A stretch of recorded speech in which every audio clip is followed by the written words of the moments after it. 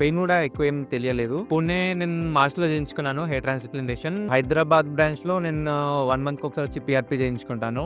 It's pretty good experience with hair ఫే and hair growth. నాకు hair transplantation కి ముందు నేను పిఆర్పిస్ కూడా చేయించుకున్నాను హెయిర్ ఫేర్ లో. సో తనే చేశారు. ఆల్మోస్ట్ ఇది నా 5th PRP.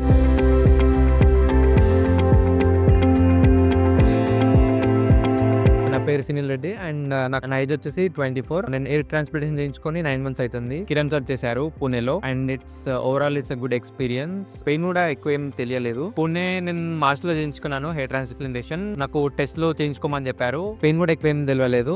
It's good experience. So actually నాకు హెయిర్ గ్రో గురించి నేను యూట్యూబ్ లో చాలా రివ్యూస్ చూసాను and one of my friend తను పిఆర్పి చేయించుకున్నారు ఇక్కడ. సో అతను రికమెండ్ చేశారు నాకు. హైదరాబాద్ బ్రాంచ్ లో నేను 1 month ఒకసారి వచ్చి పిఆర్పి చేయించుకుంటాను.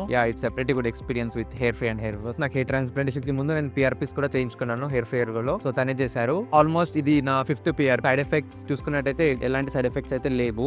పెయిన్ కూడా మినిమల్ ఉంటది. మనకి పిఆర్పి చేసేటప్పుడే ఉంటది అండ్ హెయిర్ ట్రాన్స్ప్లాంటేషన్ అప్పుడు కూడా అనస్థిషియా చేస్తారు కాబట్టి సో ఎక్కువ ఇంపాక్ట్ ఏమి ఉండదు మనకి. It's pretty good experience. Thank you hair ఫే హెయిర్ గ్రో.